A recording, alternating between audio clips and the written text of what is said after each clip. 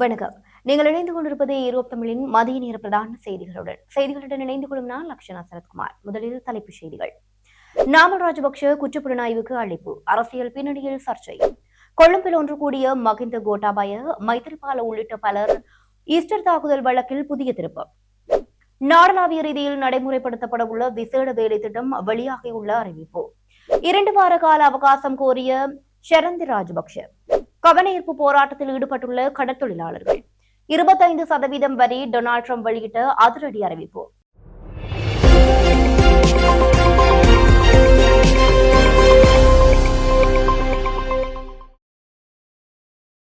இனி தொடர்வது விரிவான செய்திகள். இந்திய குடியரசு தின விழாவில் பங்கேற்க இந்தியா சென்றிருந்த ஸ்ரீலங்கா பொதுஜன பெரமுன தேசிய அமைப்பாளரான நாடாளுமன்ற உறுப்பினர் நாமல் ராஜபக்ஷவை குற்றப்புலனாய்வு பிரிவில் திங்கட்கிழமை காலை 9:30 மணிக்கு ஆஜராகுமாறு தங்காலை கால்டன் இல்லத்திற்கு 9:50 மணிக்கு சென்ற காவல்துறையினர் அறிவித்துள்ளனர். இந்நிலையில் துறைமுகம் தொடர்பான போராட்டத்தில் நிலுவையில் உள்ள வழக்கு குறித்து ஹம்பாந்தோட்டை நீதிமன்றத்தில் தெரிவித்த பின்னர் நாமல் இந்தியாவிற்கு சென்றதாக காரியவசம் தெரிவித்தார்.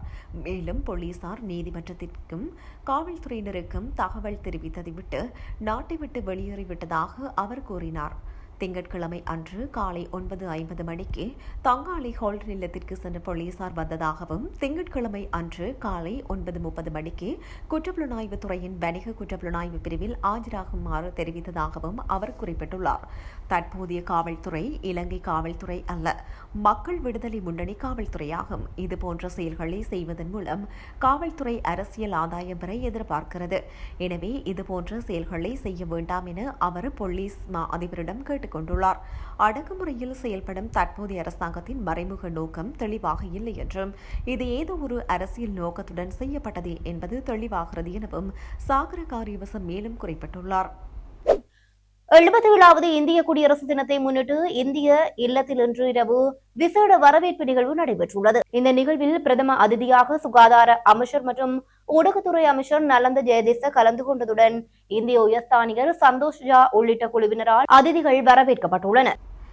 இந்நிகழ்வில் பிரதம அதிதியாக சுகாதார மற்றும் ஊடகத்துறை அமைச்சர் நலிந்த ஜெயதிச கலந்து கொண்டதுடன் இந்திய உயர்ஸ்தானிகர் சந்தோஷா உள்ளிட்ட குழுவினரால் அதிதிகள் வரவேற்கப்பட்டனர். விசேட அதிதிகளாக பிரதமர் ஹரணி அமரசூரிய, முன்னாள் ஜனாதிபதிகளான மஹிந்த ராஜபக்ஷ, மைத்ரிபால சிறிசேன, கோட்டாபய ராஜபக்ஷ ஆகியோர் கலந்து கொண்டனர். அத்துடன் சர்வஜன அதிகாரம் கட்சியின் தலைவர் தொழில் முனைவர் திலித் ஜெயவீர உள்ளிட்ட கட்சி தலைவர்கள் மற்றும் அமைச்சர்களும் இந்த நிகழ்வில் பங்கேற்றனர். இதன்போது இரு நாடுகளின் பெருமை மிக்க வரலாறு குறித்து எழுதப்பட்ட நூல்கள் வழங்கி வைக்கப்பட்டன. அதனைத் தொடர்ந்து அனைவரும் இரவு விருந்துபசாரத்தில் கலந்து கொண்டமை குறிப்பிடத்தக்கது.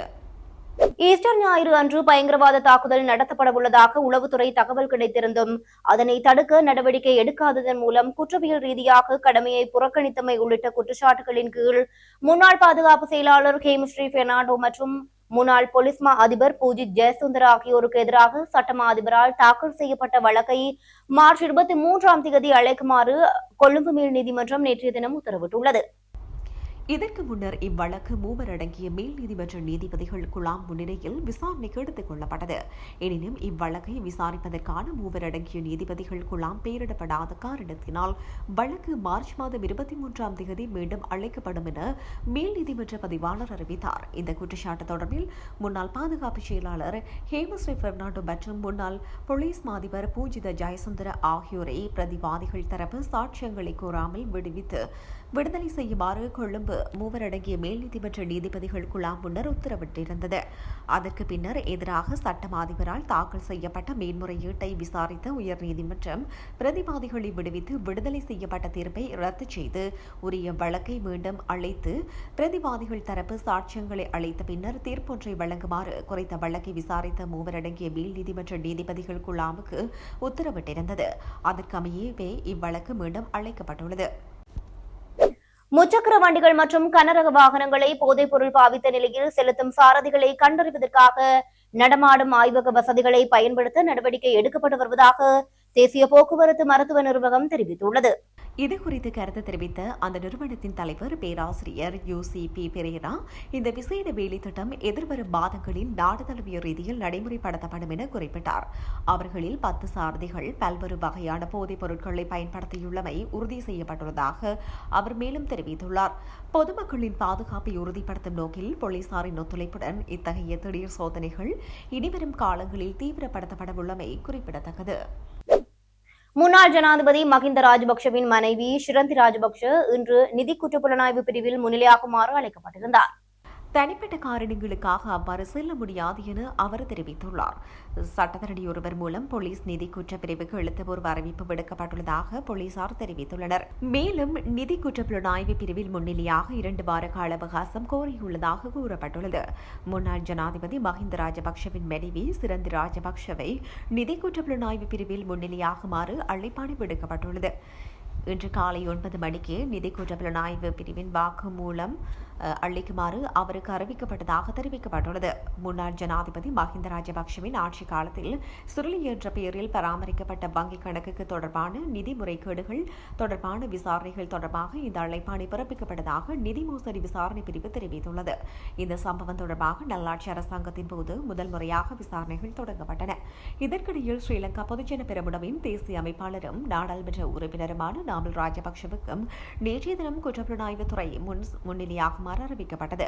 நாமல் ராஜபக்ஷ இந்தியாவிற்கு உத்தியோகபூர்வ விஜயம் மேற்கொண்டிருந்த வேளையில் நேற்றைய தினம் காலை இந்த அறிவிப்பு வெளியிடப்பட்டிருந்ததாக ஸ்ரீலங்கா பொதுஜன பெரமுனவின் பொதுச் செயலாளர் சாகர காரியவசம் தெரிவித்துள்ளார். வடமராட்சி கிழக்கு மருதங்கணி பிரதேச செயலகத்துக்கு உட்பட்ட சுண்டிக்குளம் பூனை தொடுவாயை அண்மித்த பகுதியில் கடற்தொழிலாளர்கள் கவனஈர்ப்பு போராட்டத்தில் ஈடுபட்டுள்ளனர். இந்நிலையில் குறித்த போராட்டம் நேற்றைய தினம் நண்பகல் அளவில் இடம்பெற்றுள்ளது. உளவு இயந்திரத்தில் இணைக்கப்பட்டுள்ள வீஞ்சு முறையிலான கரைவளை தொழிலை மேற்கொள்ள கடந்த அரசு காலத்தில் நீரியல் வள திணைக்களத்தினால் அனுமதி வழங்கப்பட்டுள்ளது. குறித்த அனுமதியின் பிரகாரம் உளவு இயந்திரத்தில் இணைக்கப்பட்டுள்ள வீஞ்சு முறையிலான கரைவளை தொழிலை மேற்கொள்வதற்கு தற்போது நீரியல் வள திணைக்களத்தினரால் அனுமதி மறுக்கப்பட்டுள்ளது. இதனால் நூற்றுக்கணக்கான கடற்றொழிலாளர்களும் சம்மாட்டிகளும் பாதிக்கப்பட்டுள்ளதாக கவனஈர்ப்பு போராட்டத்தில் ஈடுபட்டவர்கள் தெரிவித்துள்ளனர். ஜனாதிபதி குறித்த விடயத்தில் கவனம் செலுத்த தமக்கு கால அவகாசத்தை வழங்க வேண்டும் என்றும் உடனடியாக நிறுத்தும் பட்சத்தில் பல கோடி ரூபாய் நட்டத்தை எதிர்நோக்க வேண்டியுள்ளதுடன் ஆயிரக்கணக்கான கடற்றொழிலாளர்களின் வாழ்வாதாரம் கேள்விக்குறியாகி நிற்கதியாக நிற்கும் நிலை ஏற்பட்டுள்ளதாக அவர் தெரிவித்துள்ளார். அத்துடன் தாம் கரைவளை தொழிலை மேற்கொள்ள முடியாதவாறு நூற்றுக்கணக்கான இந்திய கடற்றொழிலாளர்களது ட்ரோலர் படகுகள் சுண்டிக்குளம் கடற்கரையோரமாக ஆக்கிரமிக்கப்பட்டுள்ளன. அவற்றை கட்டுப்படுத்த முடியாத நீரியல் வள திணைக்களத்தினர் தமது வாழ்வாதாரத்தை தடுத்து நிறுத்தினர் என கவலை தெரிவித்தனர்.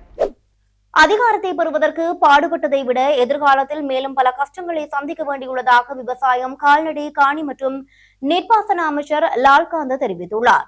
கொழும்பில் நடைபெற்ற நிகழ்வொன்றில் உரையாற்றும் போது இதனை தெரிவித்துள்ளார். இது தொடர்பில் அவர் மேலும் தெரிவிக்கையில், நிறைவேற்று ஜனாதிபதியினால் எல்லாவற்றையும் செய்ய முடியும் என்று நாங்கள் நினைக்கின்றோம். 13வது திருத்தம், 17வது திருத்தம் மற்றும் கொண்டுவரப்பட்ட திருத்தங்கள் நிறைவேற்று ஜனாதிபதியின் அதிகாரத்தை கட்டுப்படுத்துகின்றன.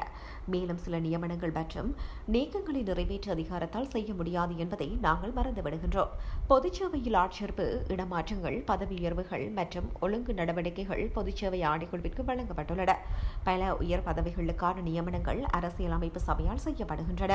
159 பேரை பயன்படுத்தி அந்த அதிகாரங்களை மீண்டும் பெற முடியாத என்று சிலர் கேட்கின்றார்கள். அவ்வாறு செய்தால் ஜனநாயகம் ஒழிக்கப்படும். அதனால் எதிர்காலத்தில் நமக்கு பாரிய கஷ்டங்கள் காத்திருக்கின்றன என அவர் குறிப்பிட்டுள்ளார். மத்திய மெக்சிகோவில் உள்ள மொரோலோஸ் மாநிலத்தின் ஒரு கால்பந்து மைதானத்தில் நடந்த துப்பாக்கிச்சூடு சம்பவத்தில் 11 பேர் கொல்லப்பட்டுள்ளனர். நேற்றைய தினமிரவு மைதானத்தில் உள்ளூர் கால்பந்து போட்டி நடைபெற்றுக் கொண்டிருந்தது. அப்போது ஆயுதம் ஏந்திய சிலர் மர்ம நபர்கள் திடீரென மைதானத்திற்குள் புகுந்து அங்கிருந்தவர்கள் மீது கண்மூடித்தனமாக துப்பாக்கிச்சூடு நடாத்தியதாக கூறப்படுகிறது. இந்த தாக்குதலில் 11 பேர் சம்பவ இடத்திலேயே உயிரிழந்துள்ளனர். மேலும் 12 பேர் பலத்த காயங்களுடன் மருத்துவமனையில் அனுமதிக்கப்பட்டு சிகிச்சை பெற்று வருகின்றனர். துப்பாக்கிச்சூட்டின் பின்னணி குறித்து அந்த நாட்டு போலீசார் தீவிர விசாரணைகளை முன்னெடுத்து வருகின்றனர். முதற்கட்ட தகவலின்படி மெக்சிகோவில் செயல்பட்டு வரும் 2 போதைப்பொருள் கடத்தல் கும்பல்களுக்கிடையே ஏற்பட்ட மோதலே இந்த துப்பாக்கிச் சூட்டுக்கு காரணமாக இருக்கலாம் என சந்தேகிக்கப்படுகிறது. இந்த நிலையில் அப்பகுதியை காவல்துறையினர் முழுமையாக கட்டுப்பாட்டிற்குள் கொண்டு வந்து பாதுகாப்பு நடவடிக்கைகளை தீவிரப்படுத்தியுள்ளனர். தென்கொரியாவிலிருந்து இறக்குமதி செய்யப்படும் பொருட்களுக்கான வரியை 25% உயர்த்துவதாக அமெரிக்க ஜனாதிபதி டொனால்டு ட்ரம்ப் தெரிவித்துள்ளார். குறித்த விடயத்தை தனது சமூக ஊடக பக்கத்தில் பதிவொன்றை வெளியிட்டு அவர் குறிப்பிட்டுள்ளார். அமெரிக்காவின் இந்த தீர்மானம் குறித்து தமக்கு உத்தியோகபூர்வமாக அறிவிக்கப்படவில்லை என தென்கொரியா தெரிவித்துள்ளது. ட்ரம்பின் பதிவில் மேலும் தெரிவிக்கையில், கடந்த ஆண்டு எட்டப்பட்ட வர்த்தக உடன்படிக்கையை தென்கொரியா முறையாக பின்பற்றவில்லை என அவர் குற்றம் சாட்டியுள்ளார். வாகனங்கள், மரம், மருந்துகள் மற்றும் ஏனைய அனைத்து பரஸ்பர வர்த்தக பொருட்களுக்கும் விதிக்கப்பட்டிருந்த 15% வரியானது இனி 25% அதிகரிக்கப்படும் என தெரிவித்துள்ளார். உடன்படிக்கையின்படி அமெரிக்கா தனது வரிகளை விரிவாக குறைத்துள்ள போதிலும் தென்கொரியா நாடாளுமன்றம் அந்த உடன்படிக்கைக்கு ஒப்புதல் வழங்குவதில் மந்தகதியில் செயற்படுவதாக அவர் சுட்டிக்காட்டியுள்ளார். செய்திகளின் நிறைவாக இனி மீண்டும் தலைப்புச் செய்திகள். நாமல் ராஜபக்ஷ குற்றப்புலனாய்வுக்கு அழைப்பு, அரசியல் பின்னணியில் சர்ச்சை. கொழும்பில் ஒன்று கூடிய மகிந்த கோட்டாபய, மைத்திரிபால உள்ளிட்ட பலர் ஈஸ்டர் தாக்குதல் வழக்கில் புதிய திருப்பம். நாடளாவிய ரீதியில் நடைமுறைப்படுத்தப்படவுள்ள விசேட வேலை திட்டம் வெளியாகியுள்ள அறிவிப்பு. 2 வார கால அவகாசம் கோரிய ஷரந்தி ராஜபக்ஷ. கவனஈர்ப்பு போராட்டத்தில் ஈடுபட்டுள்ள கடற்தொழிலாளர்கள். 25% வரி டொனால்ட் ட்ரம்ப் வெளியிட்ட அதிரடி அறிவிப்பு. இத்துடன் ஏரோப் தமிழின் மதிய நேர பிரதான செய்திகள் நிறைவு பெற்றன. தொடர்ந்து நமது செய்திகளுடன் இணைந்திருங்கள். வணக்கம்.